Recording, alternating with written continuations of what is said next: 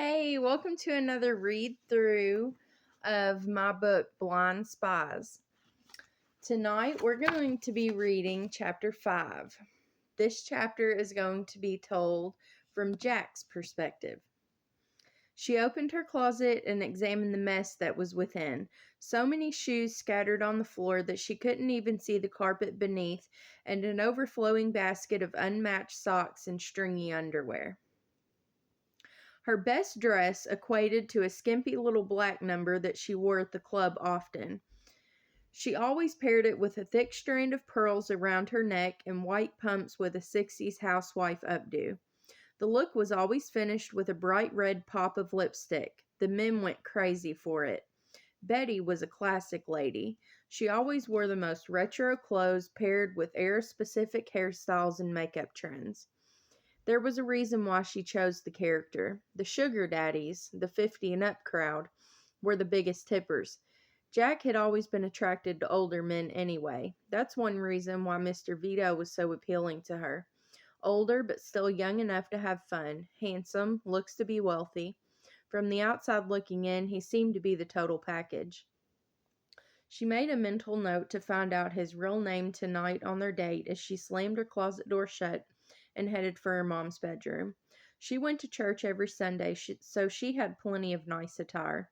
Probably not as revealing as what Jack would prefer, but more suitable for a nice dinner setting or wherever he was planning on taking her. "Mom, care if I borrow a dress?" she hollered, throwing her mother's folding closet doors open. Jack didn't hear anything for a second, then her mother appeared in the doorway. "Dress? Since when do you wear a dress outside of work?" asked Beverly Cade, eager for gossip. She and her mother were close. They were all each other had since her father left when she was 6. "Since a new guy asked me out," she said, feeling a smile that she couldn't help creeping across her face. "Oh, yeah?" Her mom hurried over to be by her daughter, ready to hear more. "So what's his name?" "Vito," Jack spat out, unsure of what else to say. She didn't want to tell her mother that she was going on a date with her college professor, but she didn't know him on a first-name basis yet. "Vito? Well, that's an odd name. Is he from a foreign country?" "No, Vito is his last name." She paused, thinking of the name that he looked like. "His first name is Nicholas." "Ah, I see. Is he cute?" prodded Beverly, leaning in closer. "He's pretty handsome. You'll see him soon. He's picking me up at 5. Her mother glanced down at the gold timepiece on her wrist. 5? Well, we need to hurry then. We only have an hour. We still have to get you dressed and do your hair and makeup." Beverly was always the honorary hair and makeup artist. She was just better at it than Jack ever could be. While she didn't agree with her daughter's choice of employment, she was always there for her in anything she needed, and she had a serious skill for hair and makeup. "Here you go. Try this. It doesn't fit me anymore, but I think it would look really cute on you," she said, pulling a hanger from the closet that was holding a bright pink little knee-length dress that had puffed taffeta sleeves and a lace backing that plunged all the way to the lower back. It was adorable, but looked nothing like anything that her mother would wear. "Wow, Mom, I've never seen you wear this before," she said, taking the hanger and examining the dress front and back. It was definitely her style, formal but sexy. "I wore it once, to Janet's bachelorette party. It's hung in the closet ever since." Beverly was an accountant who worked 9 to 5 through the week, then spent her weekends attending ladies' luncheons, reading the Bible, and going to church. She rarely ever went out unless it was to the coffee shop to read books on a rare occasion.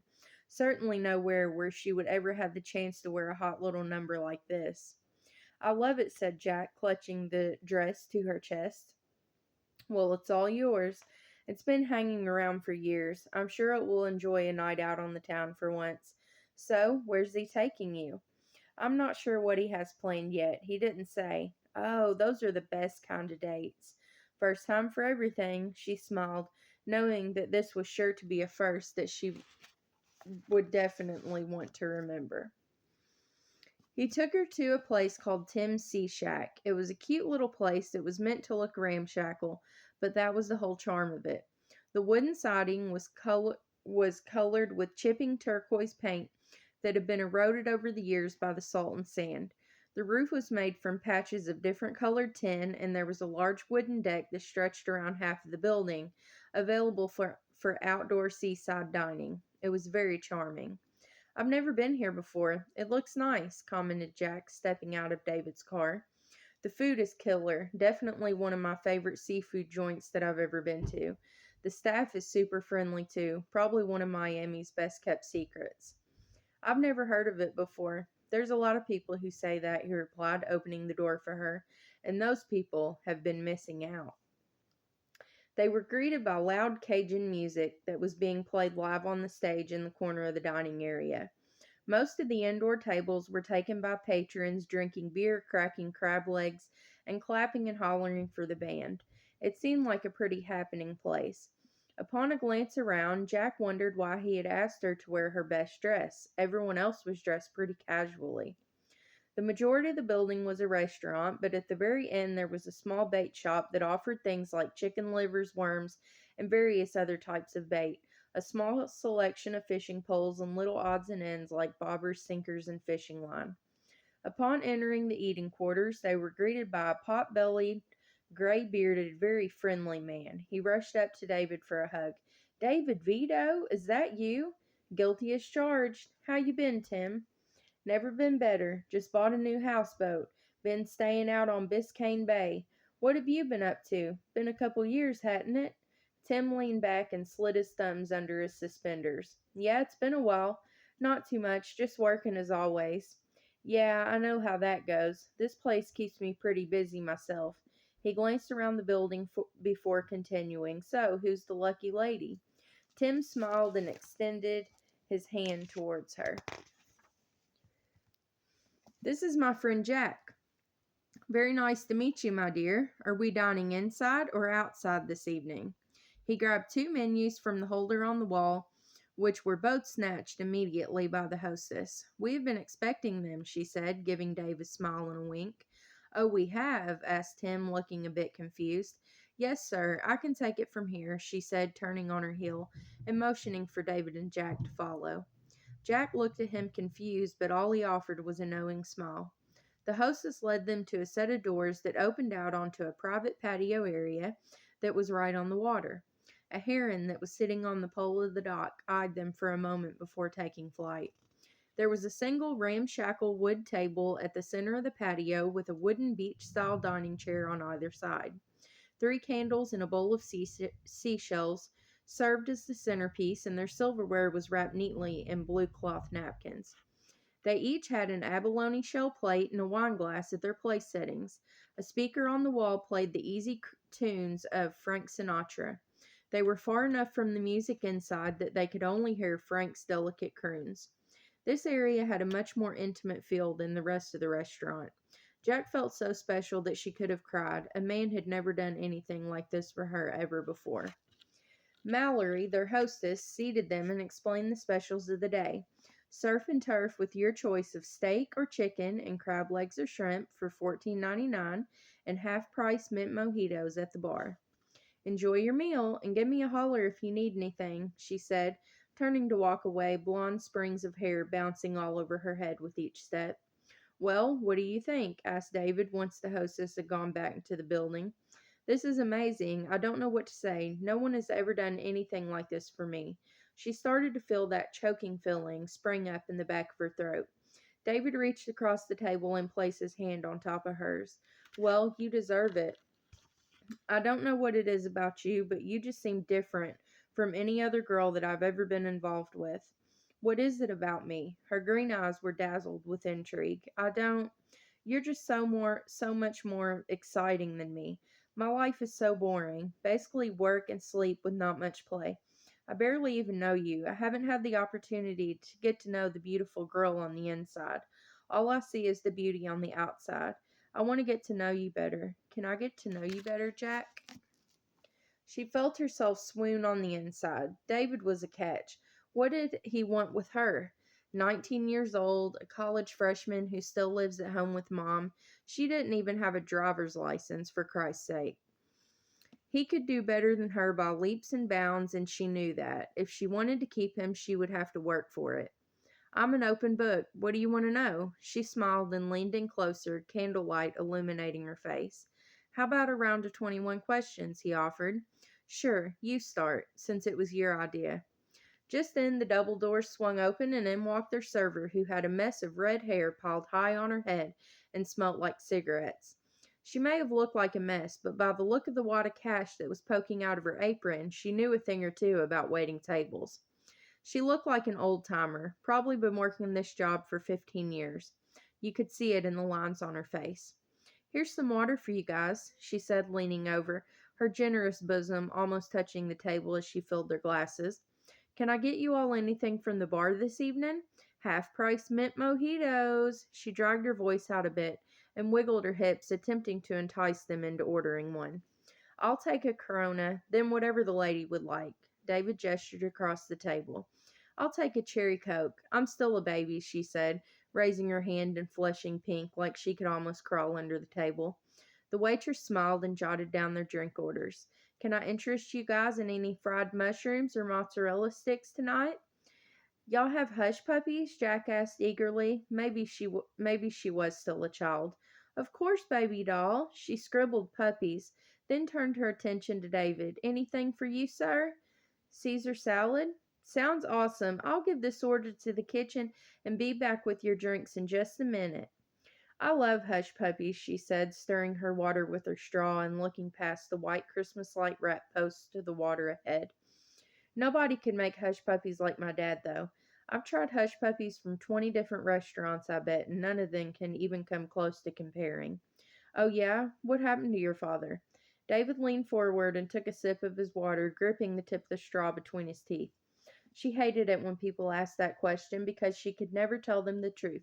The way that Desmond Cade left this world was not easy or graceful. It was something that she had tried to push far back into the recesses of her memory, but then there was always something that would bring him back to the forefront ever so often. She prepared herself to tell the same story, the same lie that she had always told, the lie that her mother had conditioned into her brain over the 13 years that he had been gone. He committed suicide when I was a kid, put a 22 in his mouth, and literally bit the bullet. Oh my God, Jack, I'm so sorry for bringing up such a sore memory for you. He knit his brow and rubbed her hand gently. David was a good guy. He looked like he genuinely cared. It was something that she wasn't used to, especially coming from a man. Ah, it's okay, she said, waving it off. I started it with the hush puppy conversation. I don't know why I do it to myself. Every time I'm at a seafood restaurant, I have to sample their hush puppies, just for the little bit of nostalgia that I cling to. It feels good reliving happy memories that I shared with him, but just opens the wound of losing him all over again. It seemed like their server was back in no time. She was balancing a circular tray that was holding a basket full of steaming hot puppies, a lush green Caesar salad drizzled with creamy white dressing, a Corona with a lime wedge shoved in the neck, and a cherry Coke with 2 juicy maraschino cherries skewered to the edge of the glass. The presentation was beautiful. Jack considered herself somewhat of a food critic. All right, she said, placing her now empty tray on a nearby table and pulling her notepad from her apron pocket. What can I get y'all for dinner? I want the surf and turf special with crab legs and a medium rare steak with a baked potato and a vegetable medley, said David in one breath, folding his menu closed and handing it to the waitress. He was a creature of habit. When he found something that he liked, he stuck with it. She finished scribbling and then looked at Jack. Give me the summer vegetable skillet with a rice pilaf and garbanzo soup, please. She had been a vegetarian since she was a child. She had a love for animals and was an advocate against any kind of animal cruelty. If there was anything she could do to save an animal, she would do it. She had spent her summers volunteering at the animal shelter all through high school. Her love for animals is what led her to choosing an animal sciences degree. I'll have I'll have all that out here very shortly, said the lady, snapping her tablet closed and heading back inside. Vegetarian? Asked David, echoing her thoughts. Yeah, it's a personal choice of mine. The first time I saw a video of a pig slaughterhouse, it kind of turned me away from meat for good. They're so cruel to those precious souls.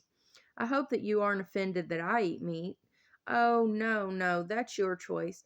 I try not to judge anyone about anything because I wholeheartedly know what that feels like. And you definitely won't find me judging someone about something as trivial as what they eat. Okay, good. Want to get back to our game? I'm up. Yep. I asked the first question. What happened to your dad? Okay, let me think. She grabbed a hush puppy from the basket and bit into the cakey, deep fried confection. She closed her eyes and savored the flavor. Good, but not as good as Daddy's. You said you had two jobs, right? Yep, I'm a pretty busy man. Okay, what's your other job? I'm a geneticist at a biotech firm in the business district. Ah, I see. I don't venture to that part of town often. It's not much my style. Okay, my question. What exactly is your style? He stirred his salad to evenly distribute the dressing before stabbing and bringing a fork full of greens to his mouth. I hang around Wynwood quite a bit. Wynwood was a trendy, artsy type neighborhood in Miami. Lots of museums and street art, hookah bars, and people sitting on corners with their tip hats on the ground. It was a place of creativity and eccentric souls. Jack fit right in. No shit, I live in Wynwood. Really? You don't seem like the type. You trying to say that I'm not cool enough for the Wynwood crowd? No, it's just most people who hang around that area are of the more artsy, free spirit, hippie vibes type. She finished her hush puppy and took a swig of Coke. My question, what made you want to live in Wynwood of all places? The atmosphere, he said, making an arch in the air with his hands. I like the laid back feel of the area. The people are all super nice. I love all the little shops and galleries downtown. There's so much art, history, and culture in the Wynwood neighborhood. The apartment building I live in was built almost 100 years ago. They've made additions and things over the years, of course, but it still holds a lot of its original charm. I like it there.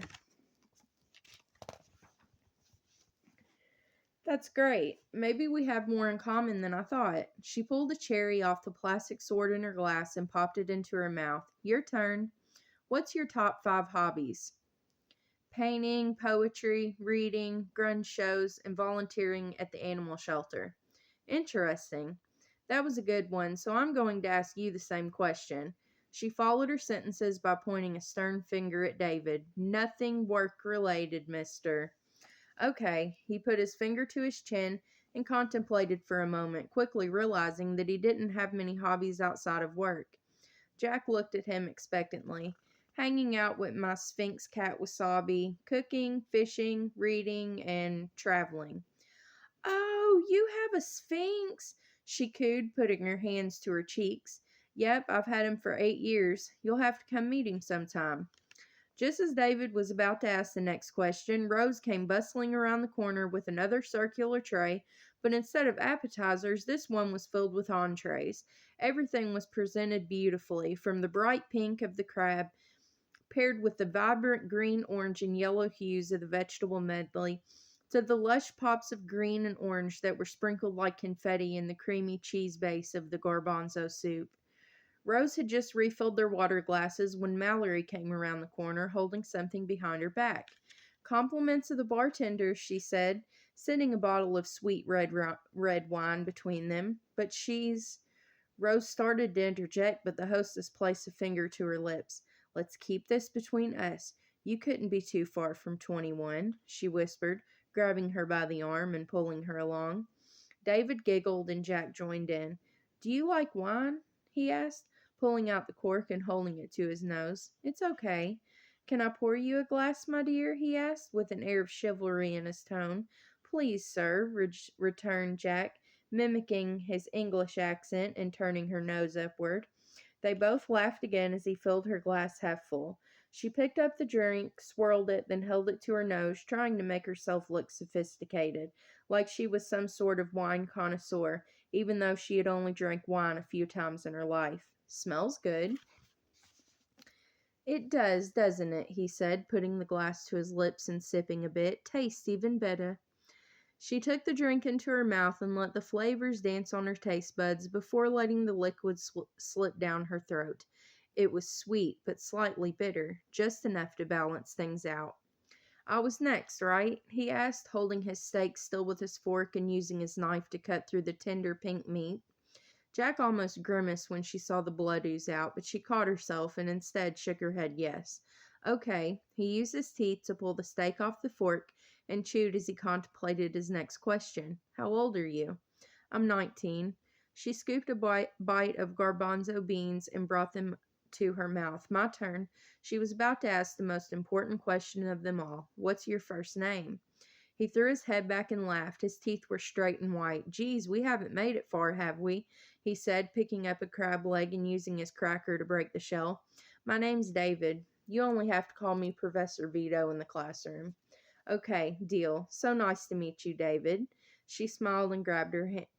She smiled and he grabbed her hand. He brought it to his lips and placed a gentle kiss on Jack's knuckles.